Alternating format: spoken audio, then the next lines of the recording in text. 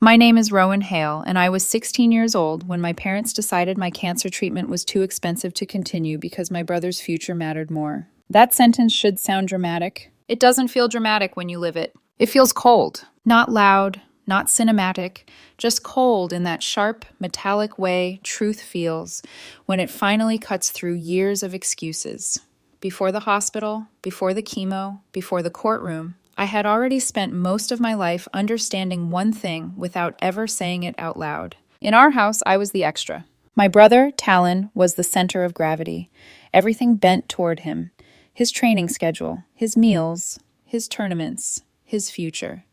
My parents, Mara and Brent Hale, built their lives around the idea that Talon was going somewhere important, and the rest of us were supposed to stay out of the way while he got there. I learned early that the easiest way to survive in that kind of house was to need nothing. Ask for nothing. Solve everything alone. I just didn't know that habit would end up saving my life. It started slowly. A bruise on my shin I didn't remember getting, then another one on my arm, then the kind of exhaustion sleep doesn't fix.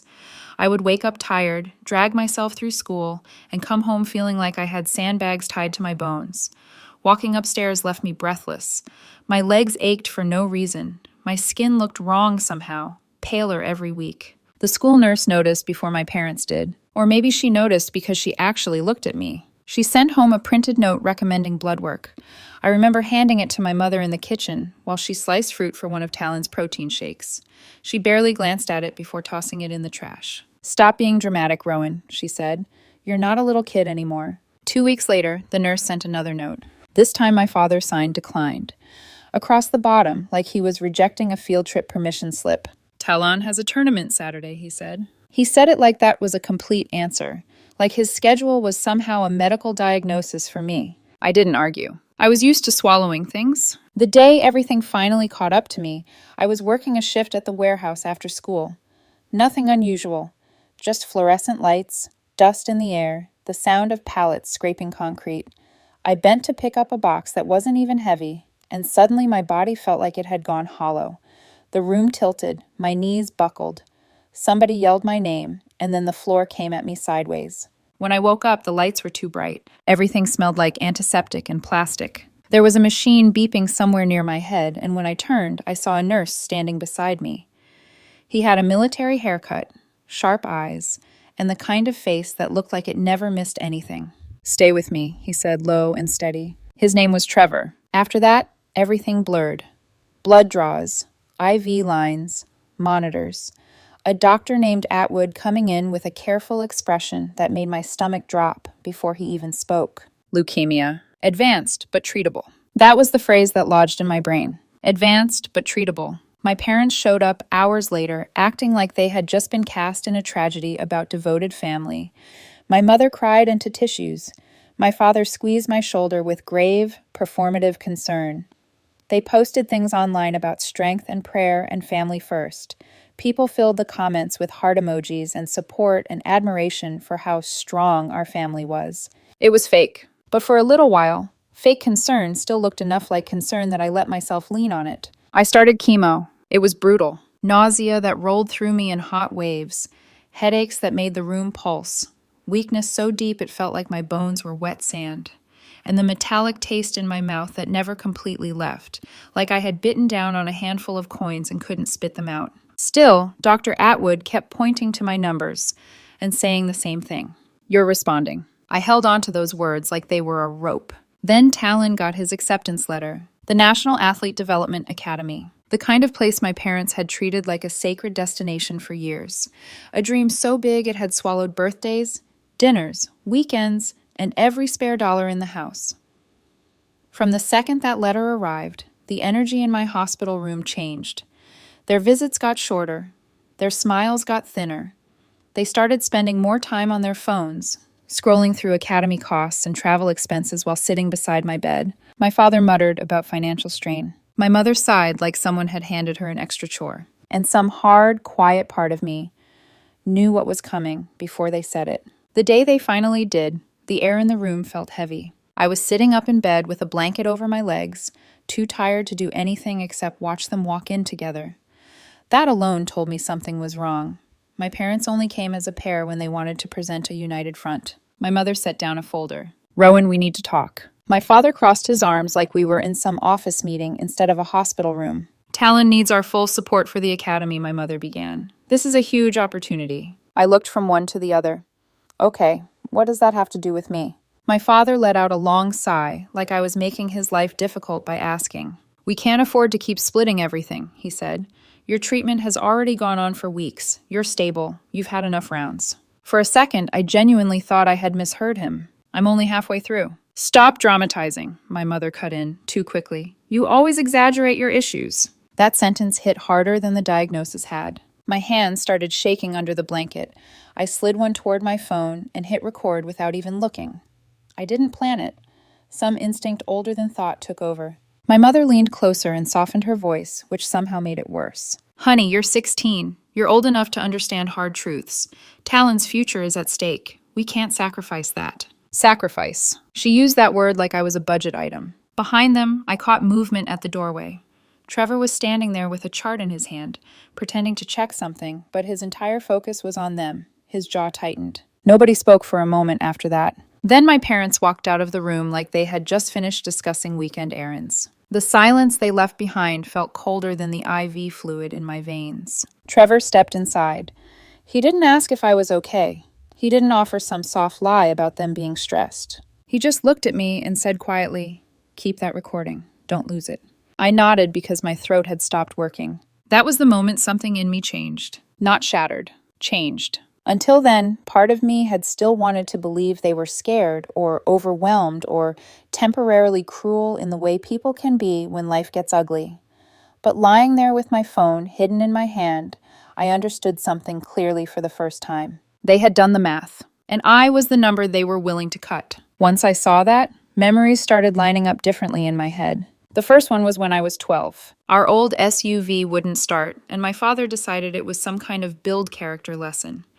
Except Talon wasn't the one under the vehicle.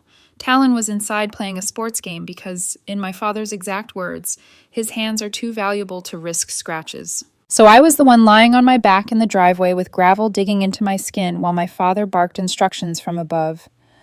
"Loosen the right bolt," he kept yelling, even though there were a dozen bolts under there and I barely knew what I was looking at.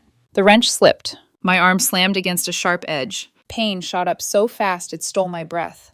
When I scrambled out, blood was already running down to my elbow. My father didn't rush over. He didn't even ask if I was hurt. He just stared at me and muttered, "Unbelievable," like I had inconvenienced him. My mother came outside a minute later, took one look at the blood, and rolled her eyes.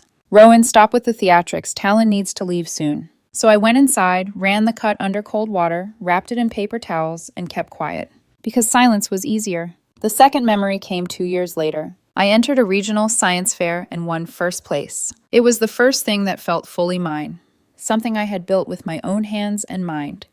The ceremony was on a Thursday night, and I asked my parents if they could come. My mother said, "If Talon doesn't have conditioning." He did. He always did. They never showed up. When they called my name, I walked across the stage and looked out at rows of parents taking pictures and clapping and crying and smiling. My seat for them was empty. After the ceremony, I stood outside holding my certificate, waiting longer than I should have, because part of me still believed disappointment had an expiration date. It didn't. Coach Navarro found me standing outside the school that night, with my certificate tucked under my arm and the parking lot almost empty. He rolled down his window and looked at me for a second, not nosy, not pitying, just noticing. "You got a ride?" he asked. I shook my head. He nodded once. "Get in." He didn't ask where my parents were.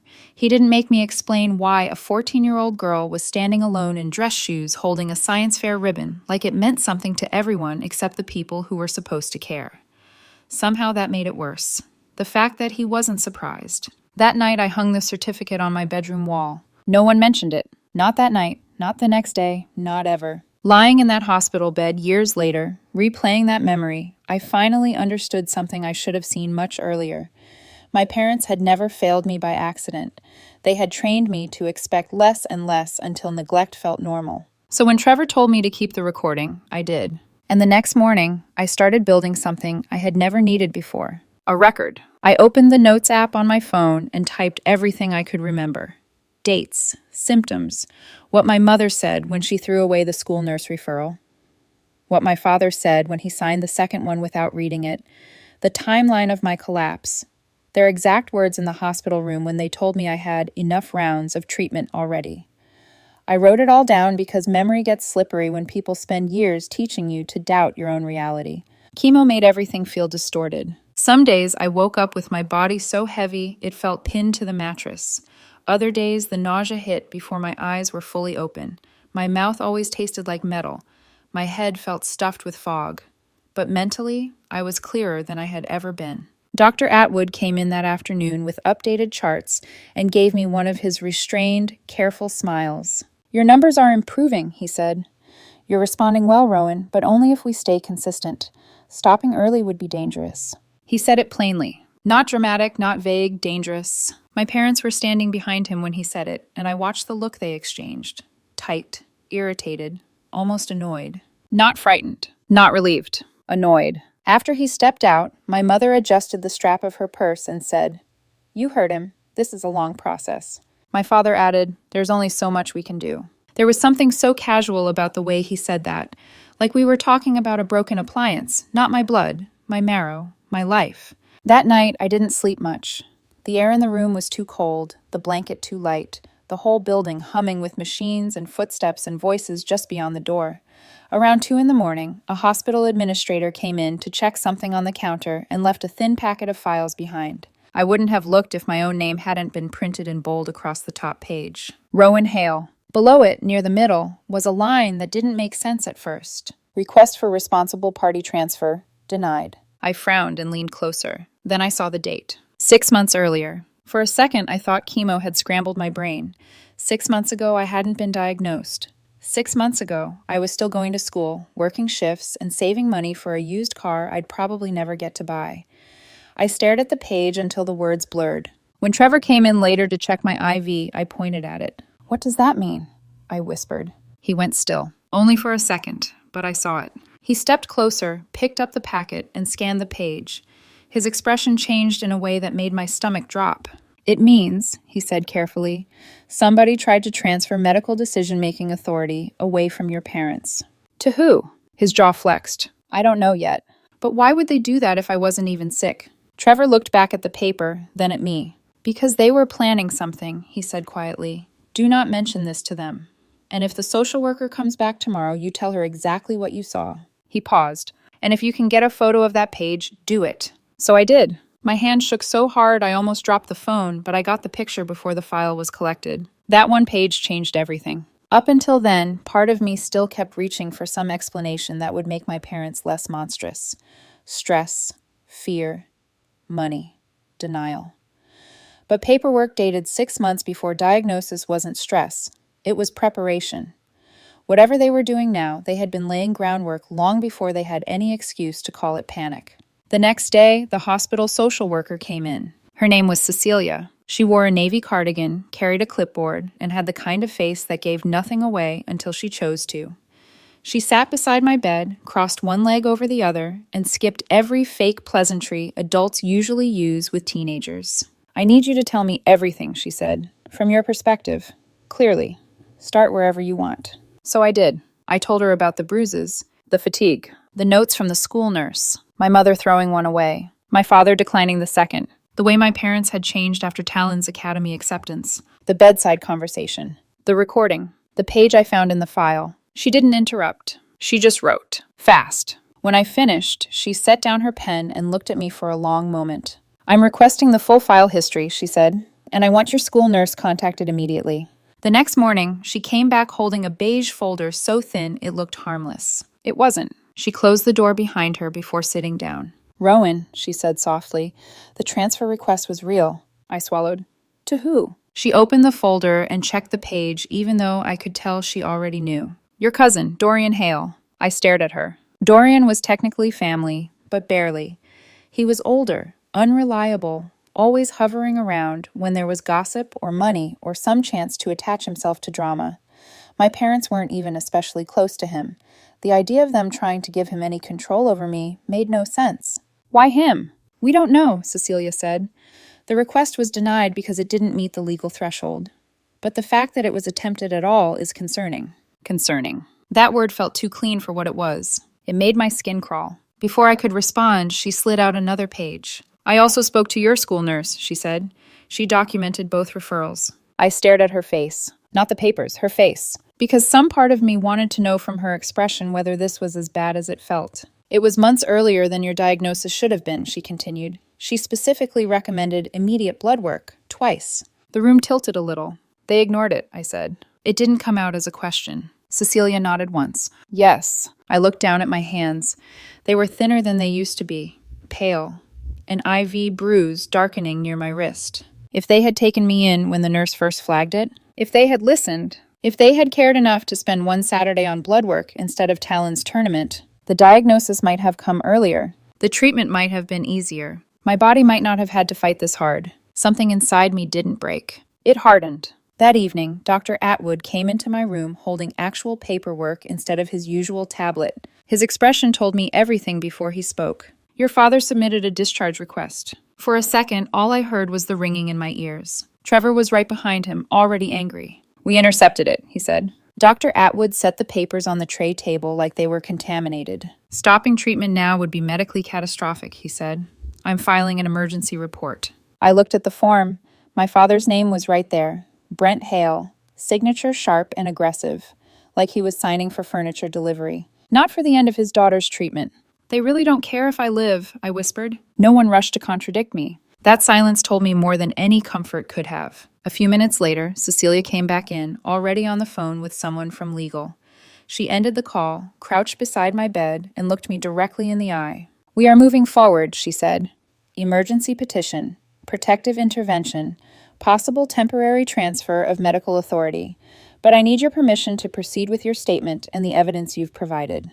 I looked at the recording on my phone, the photo of the transfer request, the notes in my app, the doctor's paperwork. I thought about my mother using the word sacrifice like it was noble. I thought about my father deciding I had enough chemo. I thought about the 2 nurse referrals thrown away because Talon had somewhere more important to be. And I nodded. Yes. Cecilia stood. Okay, she said, then we do this properly. After she left, the room went quiet again. Trevor checked my IV line, adjusted the blanket near my knees, then leaned one shoulder against the wall. You did the right thing, he said. I let out a weak laugh that didn't sound like laughter. Funny, I don't feel brave. He shook his head.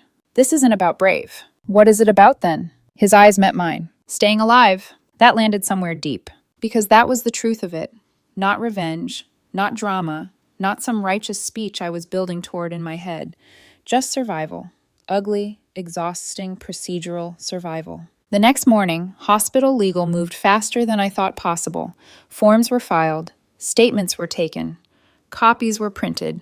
I signed more papers than I had in the rest of my life combined, each one making the whole thing feel more real. Outside my room, I heard raised voices in the hallway just before lunch. My mother, then my father, then Cecilia's voice, clipped and cold. You may not enter until staff clears it. This is our daughter, my father snapped. And your daughter is the patient, Cecilia replied, which means hospital safety protocols apply to you as well. I never heard anyone talk to my parents like that before. It should have felt satisfying. Instead, it made my stomach twist. Because once other people started seeing them clearly, I couldn't go back to pretending I had imagined any of it. A little later, Trevor came in with my blood pressure cuff and checked the hallway before shutting the door. They know something's happening, he said. How bad is this going to get? He didn't lie. Pretty bad. I looked down at the hospital bracelet around my wrist. My name, my date of birth, a barcode.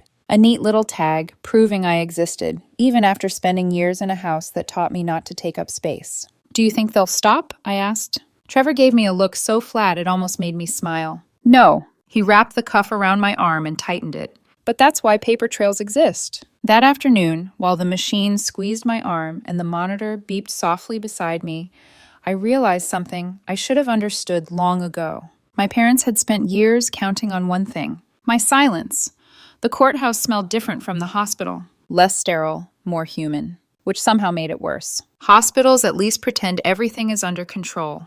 Courts don't bother with that illusion. They just take broken situations and line them up under fluorescent lights until someone decides what to do with them. I was wrapped in a hospital blanket, sitting in a wheelchair, my legs weak and heavy, like they didn't belong to me anymore. The IV site on my arm was still bruised, the tape pulling slightly every time I shifted.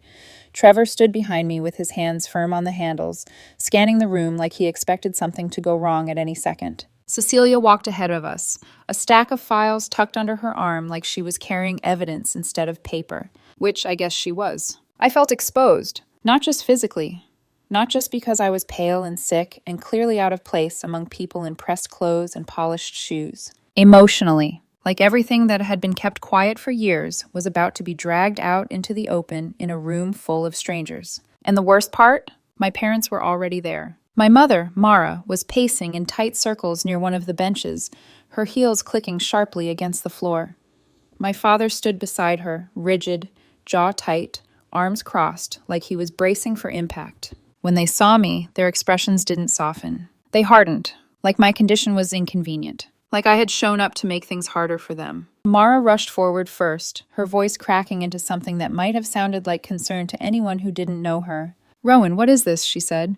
"They dragged you out here? You're too fragile for this." Trevor stepped forward just enough to block her path. He didn't touch her. He didn't need to. "Back up," he said quietly. Brent pointed at Cecilia, anger rising fast. "This is manipulation," he snapped. "They're turning her against us." Cecilia didn't even look at him. "We're going in," she said. Inside the courtroom, everything moved quickly. Too quickly for me to overthink it. The judge walked in, took one look at me in the wheelchair, and something in her expression shifted. Not pity, not sympathy. Recognition, like she had seen this before. The hearing started immediately. Cecilia spoke first. Her voice was calm, controlled, and absolutely merciless in its clarity. She laid out the timeline piece by piece. The nurse referrals, the ignored warnings, the delayed diagnosis, the change in my parents' behavior after Talon's academy acceptance, the bedside conversation, the discharge attempt. Each detail landed like a weight. Then Dr. Atwood stepped forward with my medical charts. He didn't exaggerate. He didn't dramatize. He just explained. Diagnosis, response to treatment, survival probability if continued, risk if stopped. "This is not optional," he said. "Her survival depends on completing the protocol." My father's lawyer jumped up like he had been waiting for that exact moment. "My clients are overwhelmed," he said smoothly. "They are scared parents dealing with extraordinary circumstances. Financial strain can lead to difficult decisions, but that does not make them negligent." The judge didn't even look impressed. "Stick to facts," she said, "not interpretations." Brent didn't wait for permission. "We're being taken advantage of," he snapped. "They're extending treatment for profit." Mara jumped in right after him. "Rowan exaggerates," she said. "She's impressionable. These people are feeding her lies." The words hit differently here. In the hospital, they had been personal. Here, they were public. And somehow that made them smaller. Trevor's hands tightened on the wheelchair handles behind me. I could feel the tension through the metal frame. Somewhere behind us, Coach Navarro had slipped into a seat, his presence quiet but solid. Cecilia didn't react. She simply reached into her folder and pulled out the next document. "Your Honor," she said, "we have documentation showing that the parents attempted to transfer medical decision-making authority over their daughter to a third party 6 months prior to diagnosis." The room stilled. The judge looked up. "6 months?" Cecilia handed over the form. "Yes, the request was denied, but the attempt itself is relevant." The silence that followed felt heavier than anything else that had been said so far. My mother spoke first. "It was precautionary," she said quickly. "Families plan for emergencies." The judge's voice flattened. "You attempted to assign medical authority to someone outside your household without cause." My father tried to support it. "It was responsible planning." "No," the judge said sharply. "It was suspicious." That word hung in the air. Suspicious. Cecilia didn't stop. She placed the school nurse referrals on the bench. "These were sent months prior to collapse," she said, "both recommending immediate blood work, both ignored." The judge's jaw tightened. "You ignored medical referrals?" Mara's composure cracked. "We had commitments," she said. "Talon had training." Brent slammed his hand against the table. "We can't neglect our other child's future." There it was. Not hidden. Not softened. Out loud. The judge stared at them for a long second, like she was recalibrating what she was hearing. Then Cecilia placed the final document forward. "The parents submitted a discharge request during active treatment," she said, "without medical approval." The judge didn't even let the lawyer speak this time. "Stop," she said. "This is not a debate." Everything unraveled at once. Brent started shouting about corruption. Mara began crying loudly, pointing at me like I was the one destroying the family. Someone in the back of the room gasped. The bailiff moved closer. Navarro leaned forward, fists tight. Trevor shifted his stance slightly, ready. And I sat there in the middle of it, wrapped in a hospital blanket, feeling strangely still. Like the chaos wasn't touching me anymore. Like it was finally visible to everyone else. The judge brought the gavel down hard. Enough. The sound cracked through the room. Sit down. They didn't. Brent kept talking. Mara kept crying.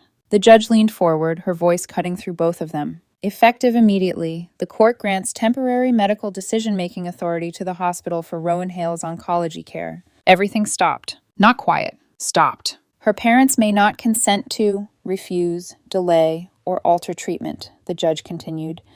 They may not attempt discharge. A social services investigation will be opened. Any interference will be treated as a violation of this order. My mother let out a raw, broken sound. You can't take her from us. The judge didn't soften. She is not being taken, she said. She is being protected. The bailiff stepped forward then, guiding my parents toward the door as they protested louder, angrier, more desperate. You're destroying this family, Brent shouted. Behind me, I heard Navarro mutter under his breath. They did that themselves. The courtroom door slammed. And just like that, the noise was gone. What remained was something quieter, heavier. Cecilia placed a hand on my shoulder. You did the right thing, she said. I nodded. Maybe. But sitting there, my body exhausted, my hands trembling slightly in my lap, I couldn't think of this as winning. There was no victory in it. Just survival. And survival didn't feel clean. It felt like dragging yourself across a finish line you never wanted to see in the first place. On the way out, Trevor leaned down slightly. You okay? He asked. I stared straight ahead. Still here. He nodded once. That's enough. The next part happened faster than I expected. Too fast to process properly. Under the emergency order, the hospital became my temporary medical guardian. Social services arranged for me to be moved into medically supervised transitional housing near the oncology center, 10 minutes away.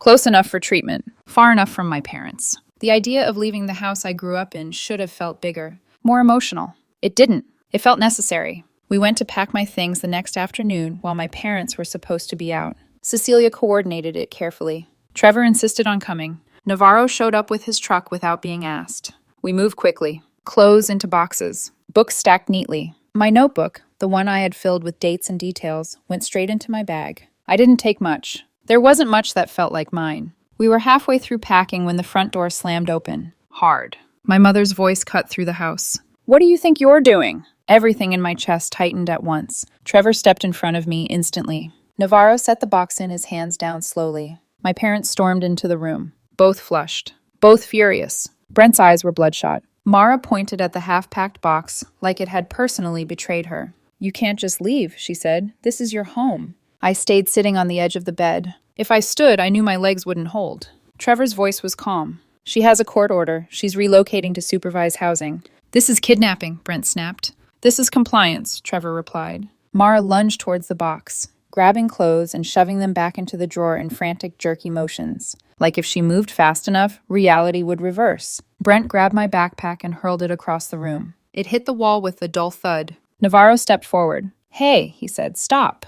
This is a family matter, Brent snapped. Stay out of it.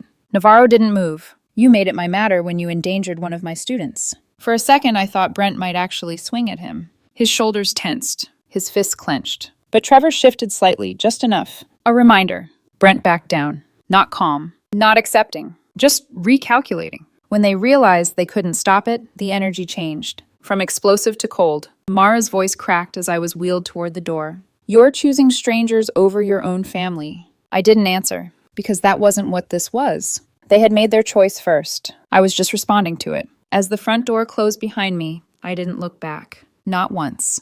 The apartment was quiet in a way that didn't feel real at first. Not peaceful. Just empty. No footsteps in the hallway. No television humming in the background. No doors opening and closing. No voices drifting through walls that never quite kept anything out. Just silence, stretching out in every direction like something unfamiliar I didn't know how to step into yet. It was small. A single bedroom, a narrow kitchen, a couch that looked like it had been chosen more for practicality than comfort. The window faced a courtyard with two thin trees that barely moved unless the wind picked up. It wasn't home, but when I closed the door, it stayed closed. That was new. A nurse came once a day to check vitals. My medication was organized in a plastic container with neat little labels. Everything had a place. Everything had a schedule. Everything made sense, which meant it didn't last. The first night, I slept harder than I had in weeks. The second night, I woke up to the sound. Soft, subtle, metal against metal. At first, I thought I was still dreaming, my brain trying to fill the silence with something familiar. But then it came again. The doorknob. Turning. Not enough to open. Just enough to test. My eyes snapped open, heart slamming hard against my ribs. I didn't move. Didn't breathe any louder than I had to. Just listened. The handle rattled once more. Slower this time. Deliberate.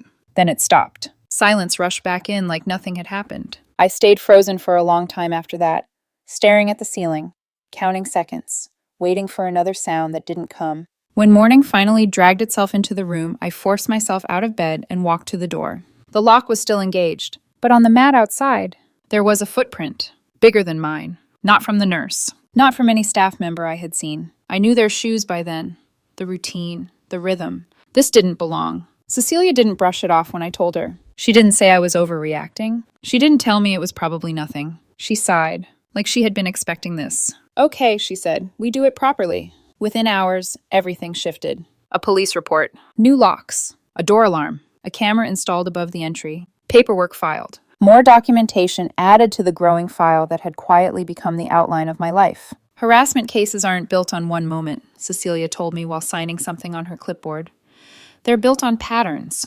Pattern. That word stuck with me, because that's what this was. Not random, not isolated. Consistent, intentional. 2 days later, I came back from blood work to find my apartment door slightly open. Just enough to notice. Just enough to feel wrong. My chest tightened immediately. I didn't step inside. Didn't call out. Just stood there, staring at the narrow gap, feeling something cold slide down my spine. Trevor showed up less than 10 minutes later. I hadn't even realized I had called him. My hands must have moved on instinct. He checked the lock first, then the hinges, then stepped inside slowly, scanning every corner with the kind of focus that made the air feel tighter. Nothing looked out of place, at first, but when we checked the drawers, they had been opened, not ripped apart, not tossed around, opened, shifted, closed again, carefully, like someone wanted me to know they had been there, without leaving anything obvious behind. Trevor's jaw tightened. This is a message, he said. I didn't ask from who. I already knew. That night I didn't sleep.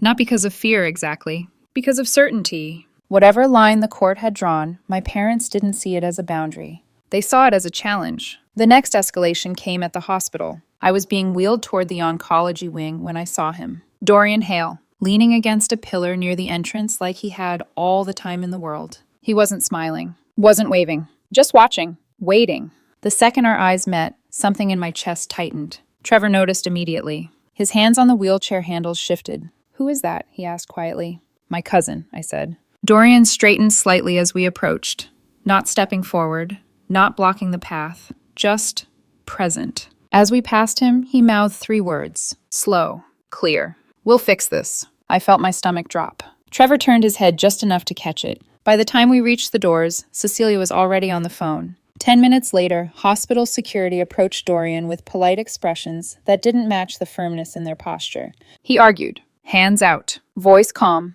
too calm, like he thought he could talk his way through anything. But security didn't move, didn't soften. Eventually, he left. And just before he disappeared through the doors, he looked back. Not at Trevor, not at the guards. At me, like none of this had changed anything. Cecilia filed a trespass notice that same afternoon. This way, next time he shows up, it's not a misunderstanding, she said. It's a violation. Then her expression hardened.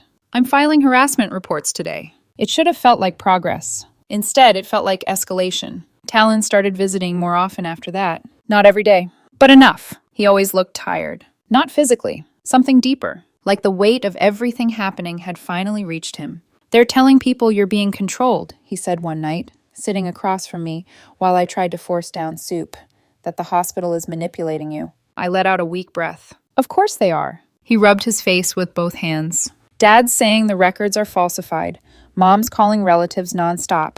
Half of them don't know what to believe. And you? He didn't answer right away. Just stared at the table. Then, quietly, I didn't know it was this bad. That landed somewhere strange. Not comforting. Not painful. Just honest. They always chose me, he added after a moment. I thought that was normal. I looked at him. It was normal, I said, for them. He swallowed. They're going to blame you, he said, for everything. I leaned back against the couch, exhaustion pulling at every part of me. They already do. The second to last chemo cycle hit harder than the others, like my body was finally pushing back. Everything ached, deep, bone deep. My stomach twisted constantly. My head felt too heavy for my neck. Even breathing felt like effort some days. But mentally, I was sharper than ever. Every incident, every message, every attempt to push past the boundaries the court had set, it all confirmed the same thing. Leaving hadn't been betrayal. It had been survival. One night, my phone buzzed beside me. Unknown number. Voicemail. I shouldn't have listened, but I did. My mother's voice filled the room. Distorted. Low. Angry. "You won't get away with this," she whispered. "Families stay together." My thumb hovered over the delete button. For a full second. Then Trevor's voice echoed in my head. "Keep everything." So I saved it, forwarded it to Cecilia, backed it up, stored it like evidence, because that's what it was now. Not a message. Proof. The final hearing was scheduled for Wednesday morning. This one wasn't about whether I needed treatment. That had already been decided. This one was about everything else. Long-term authority. Permanent restrictions. A legal wall between me and the people who raised me. Cecilia tried to make it sound procedural. "It's just formalizing what we already proved," she said. But her eyes said something else. She knew. We all did. This wasn't going to be quiet. The days leading up to it stretched. Thin. Fragile. My last chemo round hit like a wave I couldn't quite stand up against.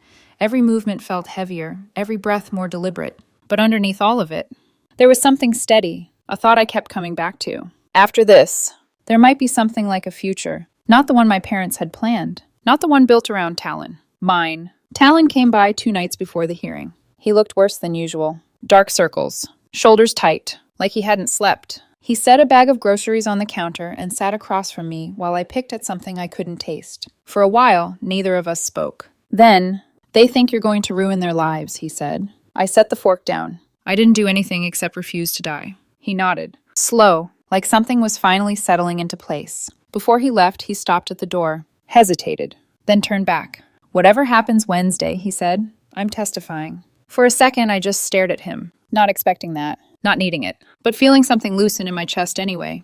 "Okay," I said. He nodded once, then left. And for the first time in a long time, I felt like I might not be standing alone in that courtroom. The morning of the final hearing felt heavier than the first. Not louder, not more chaotic, just sharper, like everything had narrowed down to one point. Trevor insisted on coming again. "You're not doing this without backup," he said. Navarro followed behind in his car, just like before. Cecilia had already gone ahead to prepare. The routine should have made it feel familiar. It didn't, because this time, it wasn't about stopping something. It was about ending it. They wheeled me into the courthouse, and that same cold pressure settled over my chest. Not fear exactly, more like awareness. Like every step, every push of the wheels was leading to something final. My parents were already inside. Of course they were. Mara spotted me first. Her chair scraped loudly against the floor as she stood too fast, rushing forward before anyone could stop her. "Rowan, honey." Her voice broke, desperate, almost convincing if you didn't listen too closely. "You don't have to do this. We can fix everything." Trevor stepped in front of her instantly. "Back up." Brent rose behind her, eyes hard, voice cold. "This is pointless," he said. "She's been brainwashed." Navarro let out a quiet, unimpressed breath from behind us. The judge entered before anything could escalate further. Different from last time. Older, gray hair pulled back tight, glasses low on her nose, the kind of presence that didn't need volume to control a room. The second she sat down, my parents' lawyer stood up. "Your Honor." "Sit down," she said. He did, immediately. That was the tone of the room from the start. Controlled. Precise. Final. She looked at me first. "Rowan Hale," she said.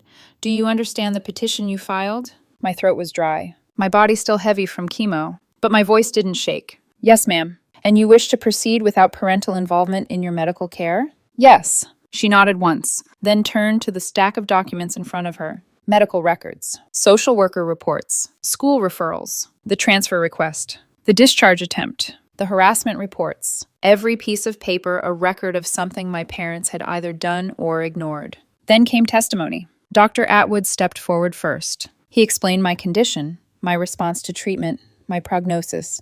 Not emotional, not exaggerated, just facts. Clean, precise. "Continued treatment offers a strong chance of remission," he said. "Interruption significantly increases risk of relapse or death." No one interrupted him. No one argued. Because there was nothing to argue with. Cecilia followed. She laid out the pattern. Neglect. Delay. Interference. Escalation. Every word backed by documentation. Every claim tied to something real. My mother whispered under her breath the entire time. My father shifted in his seat, jaw tight. But the judge didn't look at them once. Trevor was next. He kept it short. I saw decisions being made that prioritized convenience over survival, he said. And I saw how quickly those decisions escalated once financial pressure and external opportunities came into play. His eyes flicked toward my parents briefly. They weren't confused, he added. They were deliberate. That word landed harder than anything else. Deliberate. The judge nodded slightly. Anyone else wish to speak? There was a pause. Then movement. Talon stood. For the first time since this all started, my parents looked shaken. Not angry. Not defensive. Shaken. Talon, Brent said sharply. Sit down. Don't embarrass yourself, Mara added. He didn't listen. He walked forward slowly. No drama. No hesitation. Just steady. When he spoke, his voice cracked once. But he didn't stop.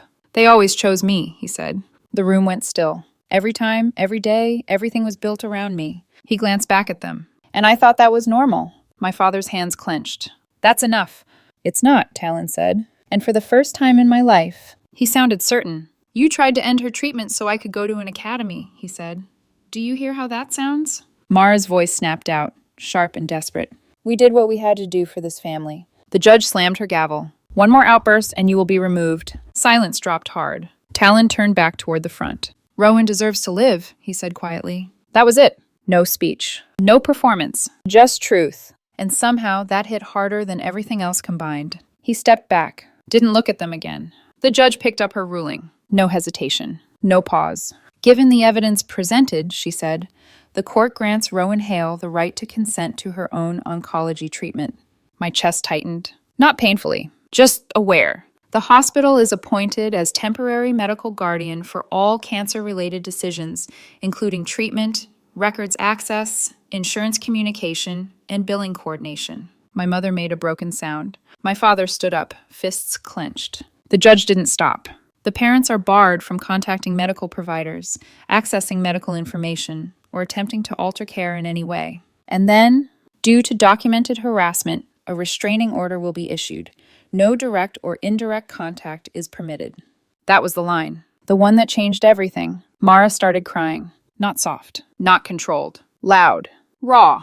You can't do this. The bailiff stepped forward. Brent started shouting again. Words about corruption, manipulation, lies. It didn't matter. It didn't reach anyone. They were escorted out. Still yelling. Still convinced they were right. The doors closed behind them. And for the first time, there was nothing left for them to argue with. Silence settled over the room. Not tense. Not heavy. Just still. I exhaled slowly. Didn't realize I had been holding that breath for so long. Trevor's hand landed lightly on my shoulder. Navarro gave a small nod. Cecilia allowed herself a faint smile. Talon sat beside me, hands clenched, eyes red but steady. For a moment, none of us said anything. There was nothing to say. Because this wasn't victory. It wasn't revenge. It was something quieter. Release. That night, back in the apartment, I didn't turn on the lights right away. I just stood there for a second, letting the silence settle around me again. Then I moved slowly, deliberately, to the small bookshelf near the window. I placed 3 things on it. The court order. The final one. Clean. Official. Permanent. Next to it, I set the old bolt from the SUV. The one that had slipped. The one that had cut my arm open while my father stood above me and called it unbelievable. And finally, my notebook. The one filled with dates. Words. Proof. I stepped back and looked at them. 3 pieces of my life. 3 versions of me. The girl who stayed quiet. The girl who started writing things down. The girl who refused to disappear. Outside, the courtyard was still. The trees barely moved. Everything felt steady. Not perfect. Not easy. But real. They spent years preparing for a future without me. I survived long enough to build one anyway.